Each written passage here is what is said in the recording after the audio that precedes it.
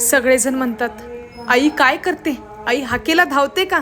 अरे तू मूल आहेस, तिच्यासमोर मूल. फक्त आईला मनापासून एक हाक मारून बघ.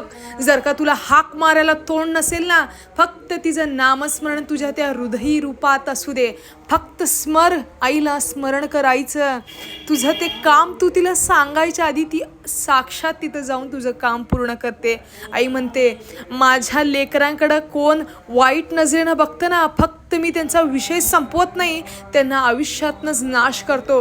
कारण की जी भोळ्या भक्तांना लोक त्रास देतात ना, त्यांना कधीच मी जगू देत नाही.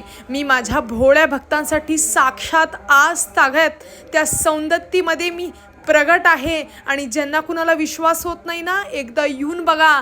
लाखो भक्त माझ्या सौंदत्ती यल्लमामध्ये माझ्या यल्लू आईकडे येत असतात आणि त्यांच्या आयुष्यातली ती जी जमापावती आहेत ना, ती देऊन जात असतात. खरं मला त्यांच्या जमापावतीची गरज नाही आहे, कारण की साक्षात जगज्जननी आई यल्लम्मा देवीला पूर्ण ह्या 9 खंडाचं, ह्या पूर्ण पृथ्वीचा इतिहास तिच्याकडं आहे. त्यामुळं मित्र हो, खोटं दुसऱ्यांना धोका देणं करू नका. आई सौंदत्ती यल्लम्मा आमच्या पाठीशी आहे. तुम्ही काय रे करू शकता? आमचं आई हाय आमच्याबरोबर. जर का तुमच्यात ताकद असेल ना आणि तुमच्यात बोलण्यात, एकदा सौंदत्तीला जाऊन या, मग माझ्या आईचा महिमा कळेल.